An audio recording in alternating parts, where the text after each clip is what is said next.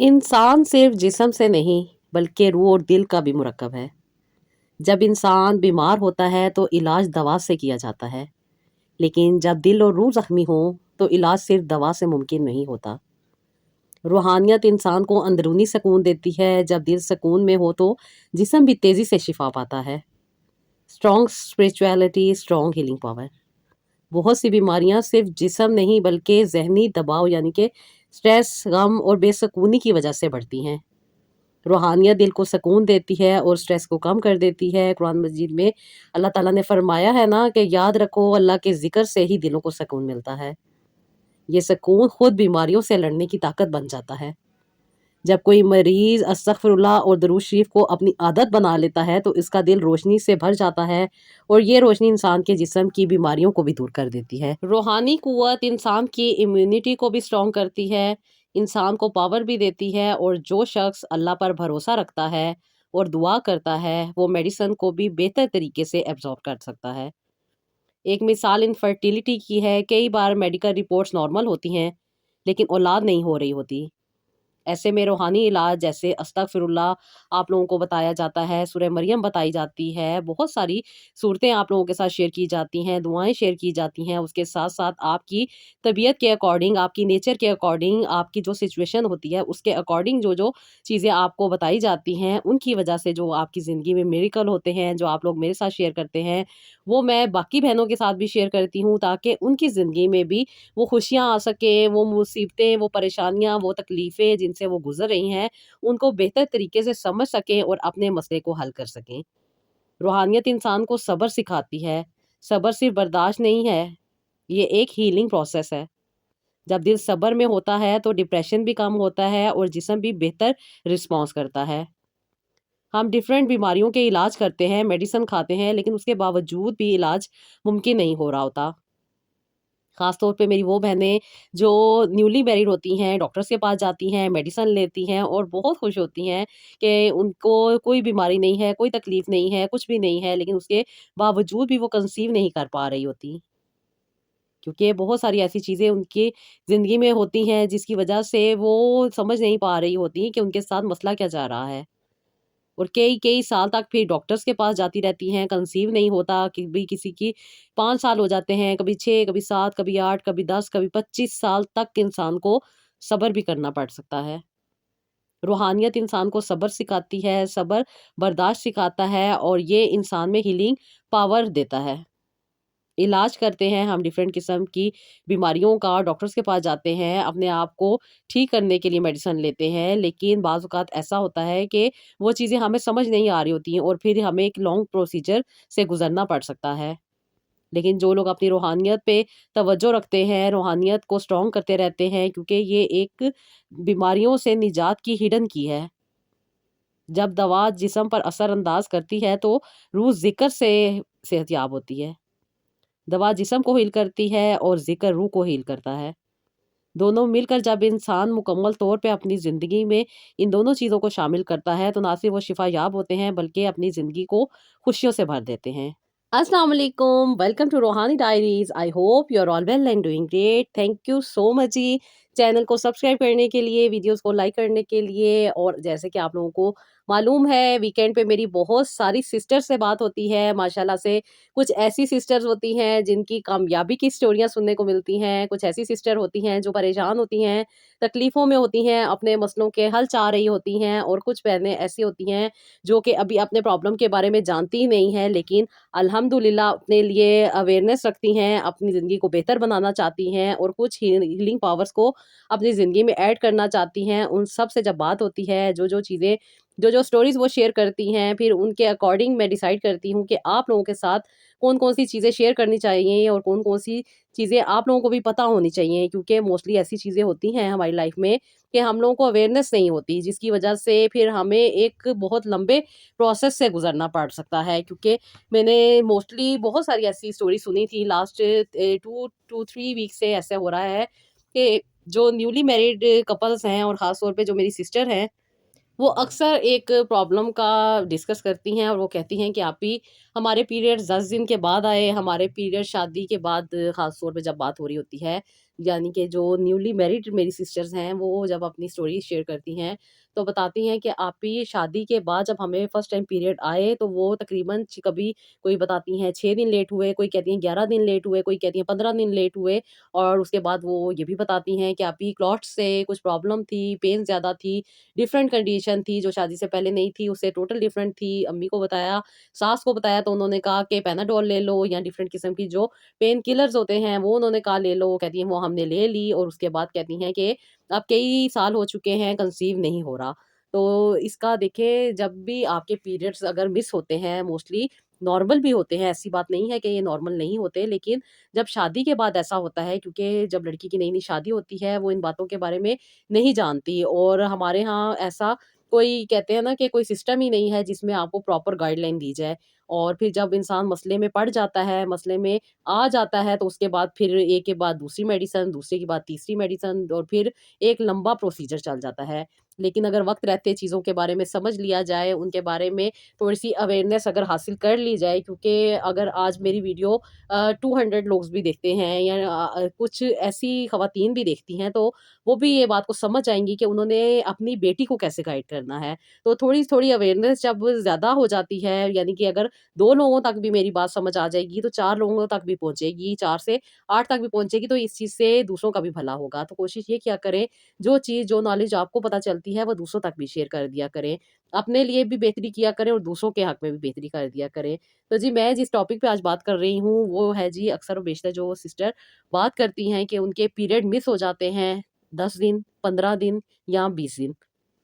लेकिन उसके बाद आ जाते हैं और आते में वो फिर डॉक्टर के पास नहीं जाती। जो उनके फ्लो के डेज़ होते हैं, वो या बेड पे गुज़ारती हैं या फिर मेडिसिन खा के गुज़ार लेती हैं, अपनी रूटीन में ही रहती हैं। कुछ दिनों के बाद वो डॉक्टर के पास जाती हैं, फिर डॉक्टर उन्हें बताते हैं कि आपको अंदर इन्फेक्शन है, आपके अंदर सिंड्रोम है या आपके अंदर कोई पॉलिप बन चुका है या आपके यूट्रस में कोई प्रॉब्लम आ चुकी है, जो कि डॉक्टर तो कहते हैं नॉर्मल है, लेकिन वो मेडिसिन देते हैं और फिर मेडिसिन खाने के बाद भी कंसीव नहीं हो रहा होता और ये कंसेप्शन का मसला जो होता है, वो कई-कई साल तक चला जाता है।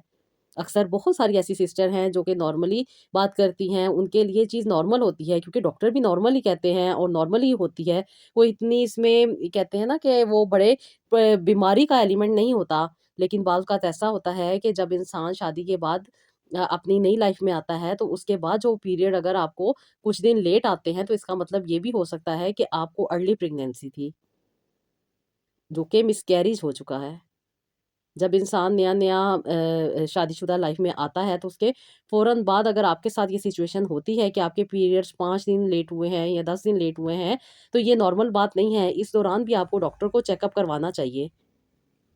मेडिकली अगर देखा जाए तो ये मिसकैरेज भी हो सकता है, यूट्रस में इसके कुछ टिश्यूज़ भी रह सकते हैं, जिसकी वजह से ये इन्फेक्शन का बाइस बन जाता है और इन्फेक्शन हो जाने की वजह से अक्सर और बेशतर डॉक्टर यही कहते हैं कि आपको एक सिंड्रोम है और आपको फ्यूचर प्रेगनेंसी में प्रॉब्लम हो सकता है। जिसकी वजह से कभी-कभी तो वो डीएनसी करती हैं ताकि आपकी जो यूट्रस है उसको प्रॉपर क्लियर किया जा सके। कभी-कभी आपको मेडिसिन देती हैं, कभी-कभी आपको डिफरेंट किस्म के ट्रीटमेंट से गुज़रना पड़ता है ताकि आपका यूट्रस क्लीन हो जाए। और फिर इतनी ज़्यादा ट्रीटमेंट और इतनी ज़्यादा चीज़ें लेने से फिर आपको कंसेप्शन में भी प्रॉब्लम आ सकती है। बाज़ औक़ात ये होता है कि ख़वातीन में हार्मोनल इम्बैलेंस जा रहे होते हैं, जिनमें प्रोजेस्टेरोन की कमी हो रही होती है, कभी-कभी एफएसएच, एलएच और प्रोलैक्टिन वग़ैरह इम्बैलेंस हो रहे होते हैं, कभी-कभी वीकनेस हो रही होती है, कभी-कभी कुछ ऐसे प्रॉब्लम आ रहे होते हैं जिनके बारे में इंसान बहुत कम जानता है। जैसे कि विटामिन डी की कमी और फोलिक एसिड की कमी, जो कि मोस्टली हर ख़ातून में मौजूद होती है। क्योंकि हम टेस्ट नहीं ना करवाते, इसलिए पता नहीं चलता। और मोस्टली मेरी बहनें जो शादीशुदा ज़िंदगी में आना चाहती हैं, तो वो शादी के उस एक दिन के लिए बहुत प्यारी प्रिपरेशन कर रही होती हैं, जिसमें वो अपने वेट को लॉस कर रही होती हैं, डाइटिंग कर रही होती हैं, जिसके बारे में भी नहीं उनको सही तरह गाइडलाइन मिली होती कि डाइटिंग का असल मकसद और मतलब क्या है।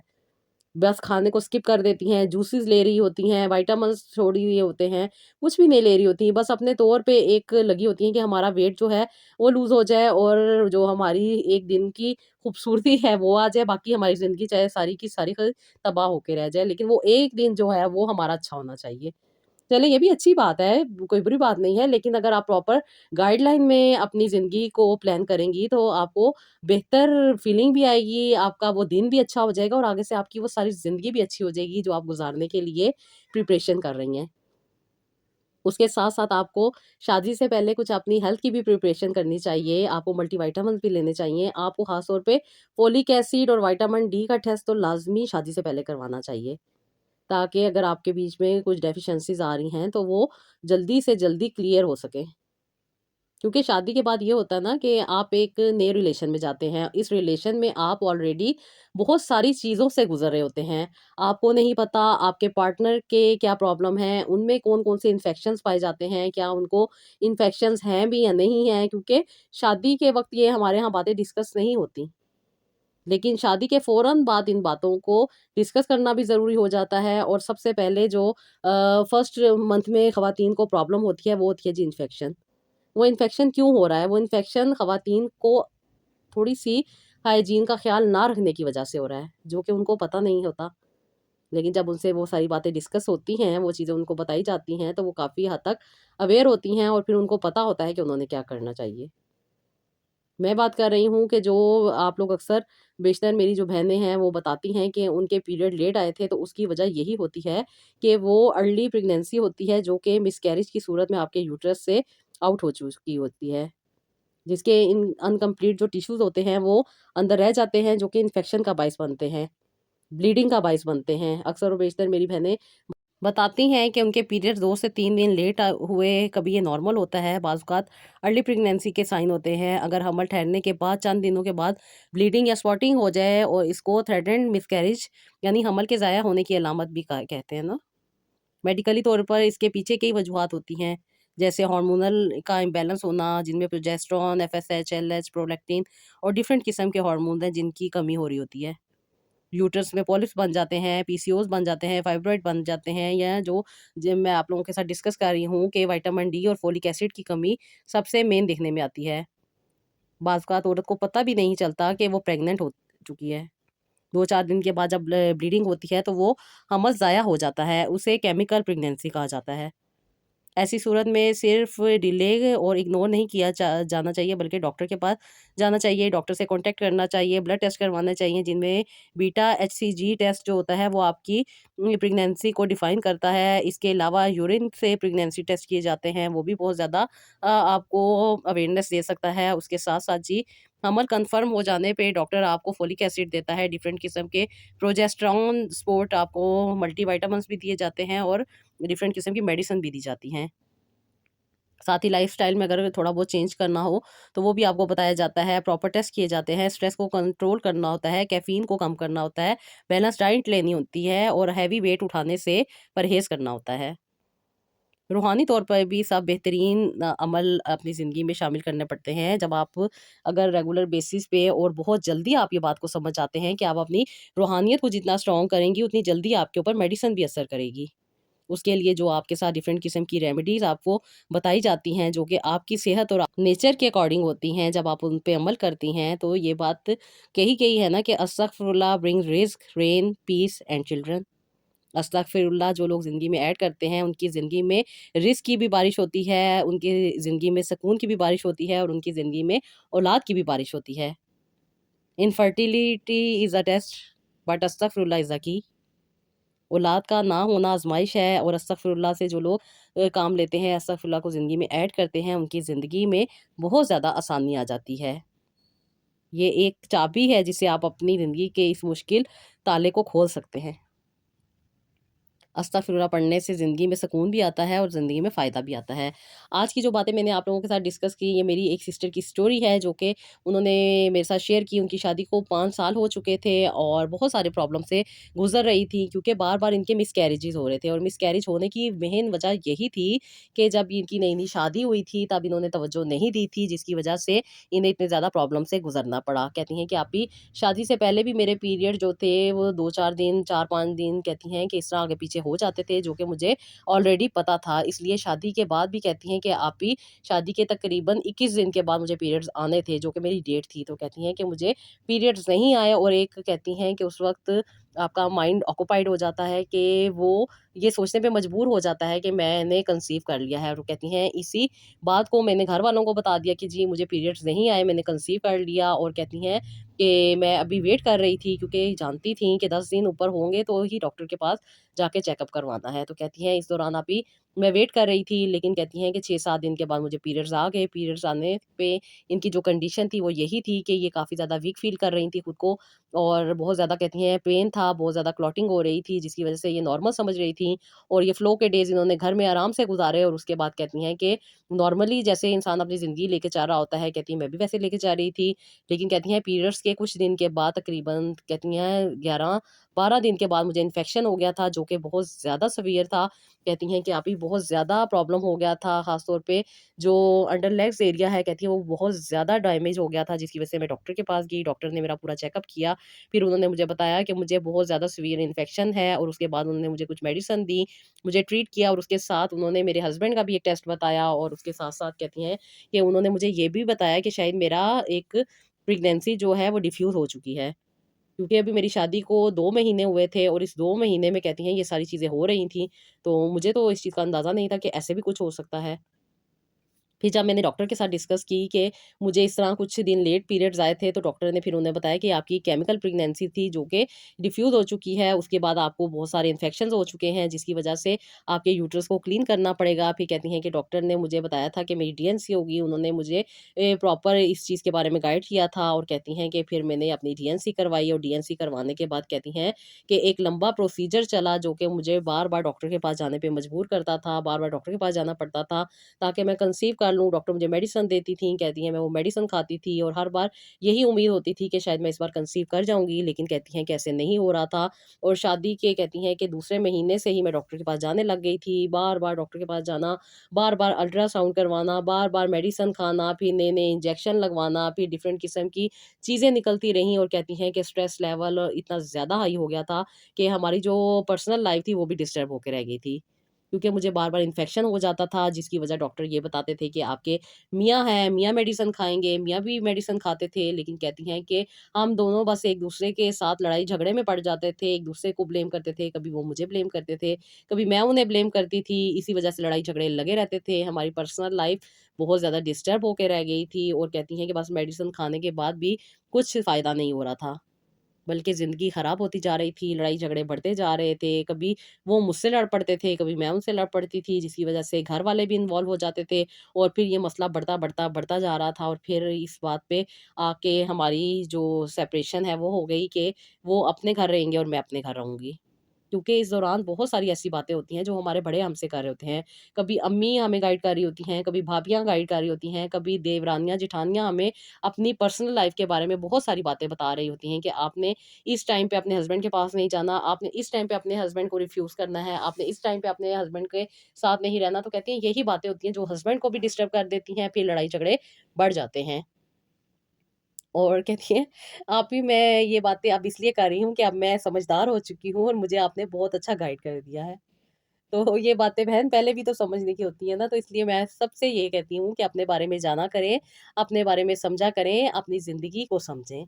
आपने अगर खुश रहना है, अपनी ज़िंदगी को बेहतर तरीके से लेके चलना है, तो आपको अपने बारे में पहले सोचना पड़ेगा।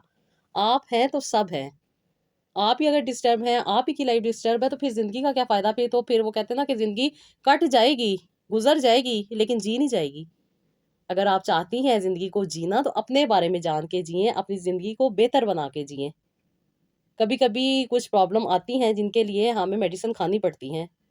लेकिन मेडिसिन भी तभी असर करती हैं जब आपकी रूहानियत स्ट्रॉन्ग होगी, जब आप रूहानी तौर पर हील करेंगी, जब अपने आप को अपनी इम्यूनिटी पावर्स को एनहांस करेंगी, अपने ऑरा को क्लीन करेंगी, अपनी पर्सनैलिटी को बनाएँगी, तभी आप अपनी ज़िंदगी को बेहतर तरीके से लेकर चल सकेंगी। अगर आप पुरसकून हैं, तो आपकी ज़िंदगी भी पुरसकून है। अगर आप पुरसकून नहीं हैं, आप डिस्टर्ब हैं, आप डिफरेंट किस्म के प्रॉब्लम में फँसती जाएँगी, मेडिसिन पे मेडिसिन खाती जाएँगी, कभी-कभी लंबा प्रोसीजर हो जाता है। अक्सर और बेशतर सिस्टर अपनी स्टोरी शेयर करती हैं ना कि 25 साल के बाद जाके, 20 साल के बाद जाके, और पता नहीं कितने-कितने सालों के बाद जाके उन्होंने कंसीव किया। और जो कंसीव नहीं कर पाती, वो बेचारी डिप्रेशन, एंग्ज़ायटी, स्ट्रेस का शिकार हो जाती हैं, और फिर उनकी लाइफ़ की एक अलग जर्नी होती है। लेकिन अगर वक़्त रहते अपना एहसास किया जाए, अपना ख़्याल किया जाए, अपने पे तवज्जो दी जाए, और इन बातों को समझा जाए, जिन-जिन बातों पे अमल करना चाहिए, जिन-जिन बातों को समझना चाहिए, अगर उन पे आप गाइडलाइन ले लिया करें अपनी ज़िंदगी को बेहतर बनाने के लिए, तो वो आपके लिए बहुत ज़्यादा बेहतर हो जाएगी। अपनी ज़िंदगी को जब आप शुरू कर रही होती हैं, अपनी लाइफ़ को, नई लाइफ़ यानी कि जो आपकी मैरिड लाइफ़ है, जब आप उसको स्टार्ट करने जा रही होती हैं, तो कुछ अवेयरनेस ले लिया करें ताकि आपको पता हो कि आपको किस तरीके से अपनी हाइजीन का ख्याल रखना है, किस तरीके से अपने अपनी बॉडी को लेके चलना है। अक्सर और बेशतर आप कहती हैं ना कि हस्बैंड को टेस्ट बता दिए, हस्बैंड में इन्फेक्शन आ गया, हस्बैंड में प्रॉब्लम आ गई, तो मोस्टली वो हस्बैंड में प्रॉब्लम नहीं होती, उसकी वजह यही होती है कि आप लोग हाइजीन का ख्याल नहीं रख रहे होते।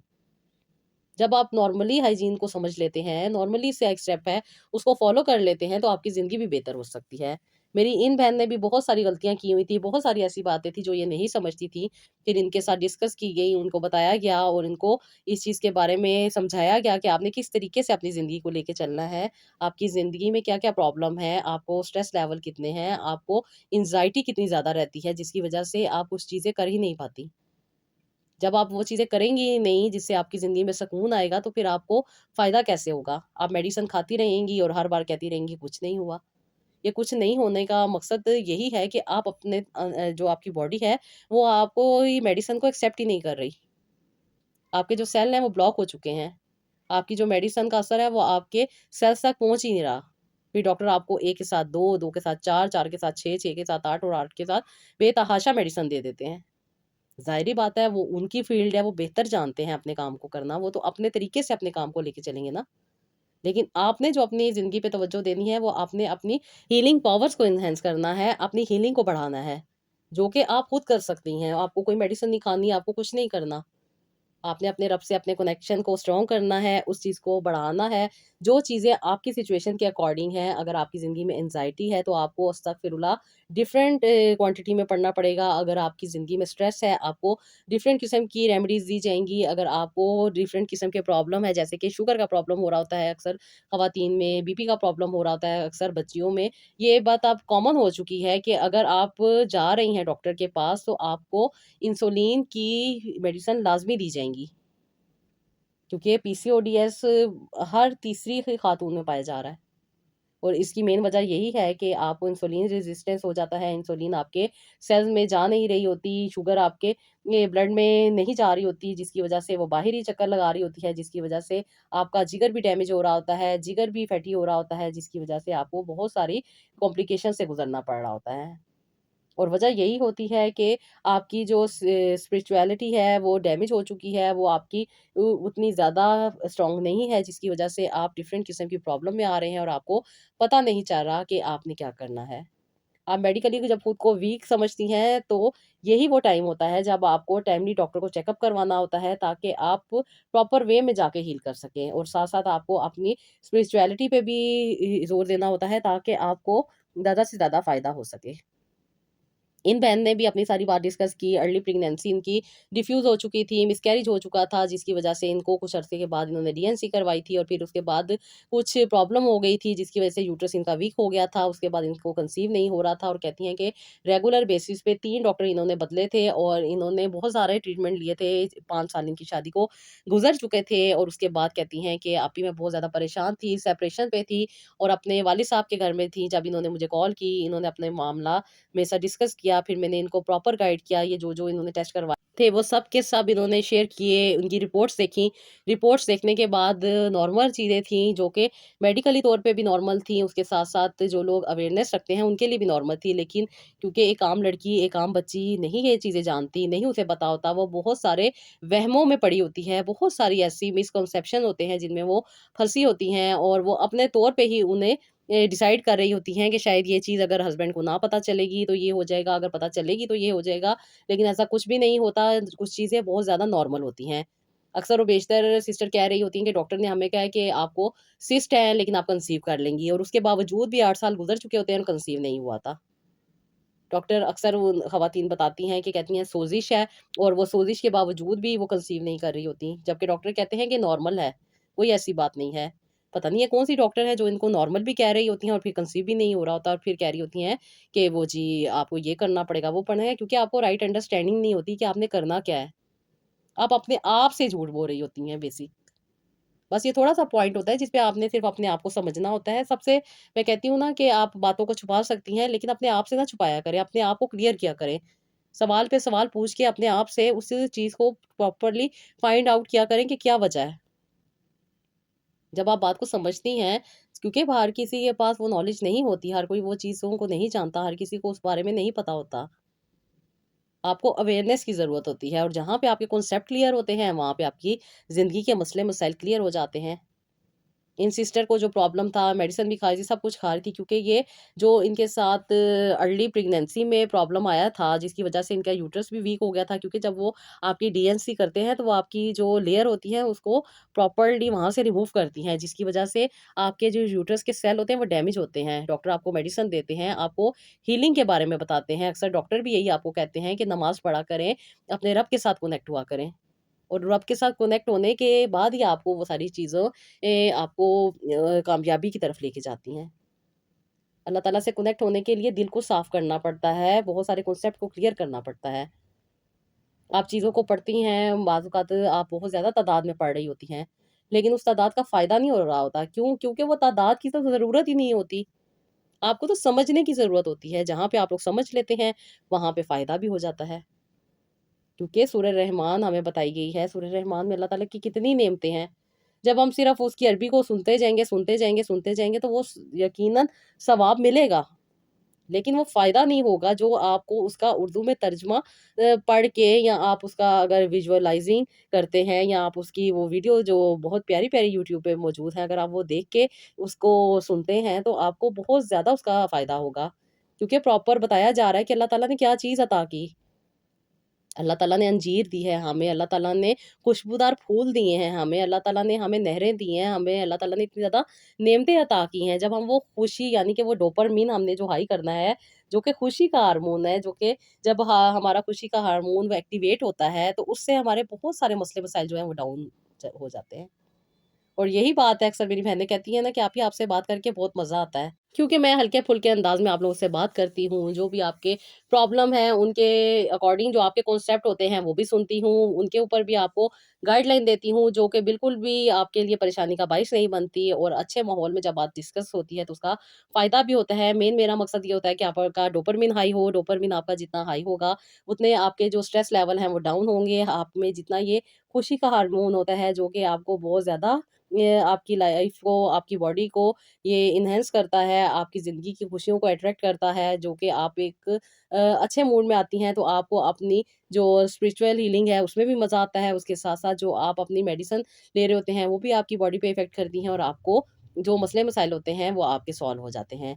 तो इन सिस्टर का जो प्रॉब्लम था, इन्होंने जब डिस्कस किया, कॉल की, उसके बाद इन्होंने अपने सारे प्रॉब्लम के बारे में बताया, कुछ मेडिसिन ये ले रही थी, जो कि इन्होंने कहा कि आप ही मैंने गुस्से में आके छोड़ दी हैं, क्योंकि मैं अब डिवोर्स लेना चाह रही थी। तो वो जैसा कि मैंने इनको गाइड किया कि कोई ज़रूरत नहीं है डिवोर्स लेने की, अच्छा खासा तुम्हारा मियाँ है, तुम्हारी लाइफ़ अच्छी खासी चल रही है, अपनी लाइफ़ को बेहतर बनाओ, कुछ चीज़ें खुद भी समझनी होती हैं, कुछ दुआएँ थी, कुछ सूरतें थी कुरान पाक की, जो इन्होंने अपनी ज़िंदगी में ऐड की। उसके साथ-साथ अपने इन्होंने अपनी स्पिरिचुअल जो इनकी पर्सनैलिटी थी, उसको इन्होंने काफ़ी ज़्यादा डैमेज किया हुआ था, अपने ऑरा को बहुत ज़्यादा इन्होंने क्लीन करने की ज़रूरत थी, वो इन्होंने किया। उसके साथ-साथ ये मेडिसिन तो ये ऑलरेडी डॉक्टर से ले ही रही थी, फिर इन्होंने अपने आप को थोड़ा डाउन साइड पे लेकर आई, अपने मियाँ से इन्होंने पैचअप किया, अपने घर वापस गईं, और कहती हैं कि अल्हम्दुलिल्लाह, अल्लाह ताला ने 2 महीने के बाद ही इनको कंसीव भी करवा दिया, और इनकी ज़िंदगी में अल्लाह ताला ने माशाल्लाह से ट्विन्स बच्चे अता किए।